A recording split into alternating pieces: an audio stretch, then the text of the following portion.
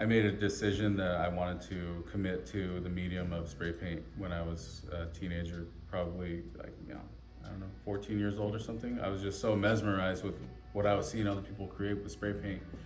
And it was just so impactful to me. It's just like, it was that magic moment. And when you're in that certain age and that time of your life where you're kind of looking for something to sink your teeth into as far as like your future path, and it just spoke to me. It was just so inspirational, and I just loved like the amount of possibilities that hadn't been different paths that had not been treaded yet in that medium. And I just fell in love with it right away. I think the style that I've kind of been growing into over the last handful of years is, it has a little bit of cohesiveness. I like, one of the biggest compliments I received was like somebody saying that, that they can see my art and not see a signature, but they just know automatically like that's something that Darren made. So that's a huge compliment, and that's kind of like the goal that I'm kind of, I want to lean into that. So it's a lot of bright, vibrant tones, like really high contrast, highly saturated, just really brilliant tones, as far as like the brightness of it.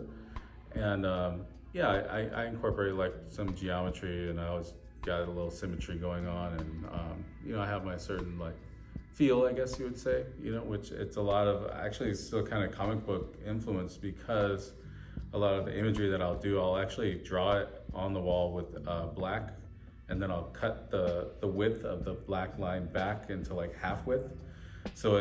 And it's very subtle, at a distance you probably can't see it, but as you get closer it just gives it this really subtle comic illustration type of vibe. So that's something I like, I like leaning into that for sure.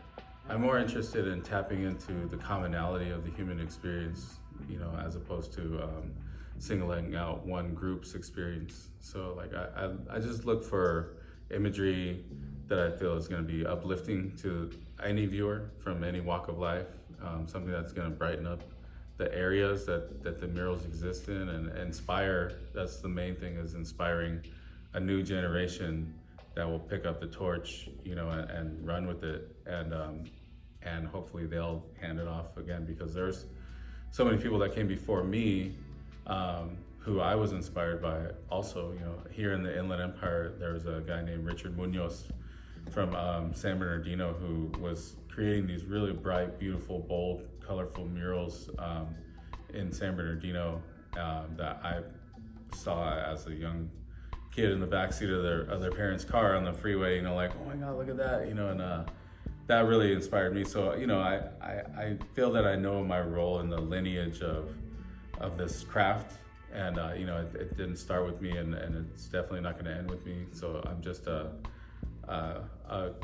carrier of the torch for a little while, along with so many other great talented artists in the Inland Empire. I mean, I look at a lot of art. That's that definitely does help me to spark that creative spirit within me sometimes. I think, like all artists, we all have certain times where we're more inspired than others, but also, it's kind of like going to the gym or something, like even if you haven't gone in a while, once you get in there and you start moving your body, you kind of remember that feeling, and sparks more momentum, and then next thing you know, you can't stop. So that's kind of the same way that I feel with my artwork. Sometimes it's not easy. Sometimes I do have to push myself to create time to just sit down and draw, or just sketch, or looking at other art that inspires me to, I'll see a concept and I'll think like, I would like to try my version or my take on that. Like, this is the way that this artist presented it, but what if I presented it from this vantage point, or this different angle of conception? So yeah, that stuff. It's just like you got to keep in movement. Just keep the momentum moving. Try not to come to a complete stop. If I could go back and tell my younger self, something that I know now, I would have taken that leap way earlier. Yeah, you know, because I didn't make that leap until like pretty much like middle age, you know, and I would have told myself to take that leap, take the risk as early as possible, you know, especially because when you're in your early 20s and stuff, you know, you have less to lose, you know, those are the years where you're kind of figuring it out. But you know, yeah, and I would have said just basically don't be afraid to fail, you know, like embrace failure as a learning tool. And I would have told myself to basically just immerse myself in it fully. And like, you know, if you consider the worst case scenario and you feel like that's something you can survive through, why not, you know? Yeah, because you know, for artists, like I guess the worst case scenario would be like not being able to provide like a roof over your head. Well, you gotta ask yourself what's important, you know? Like, do you have the tools and resources available to prevent that from happening? And if you don't, figure out how to get them. You know, so scaffold your small-term goals into a larger goal, and just go for it. You know?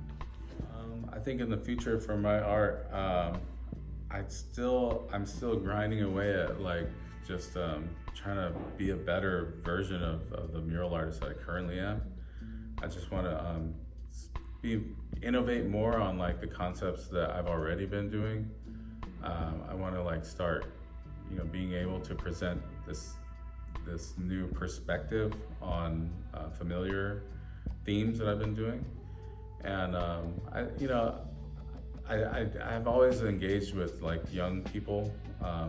Like I said, I taught mural art classes, and I recently completed like a program called the Inland Empire Future Muralist Program, where I work with young people at different high schools to create murals, and you know, I'll walk them through the whole creative process. So that's like very fulfilling to me as well.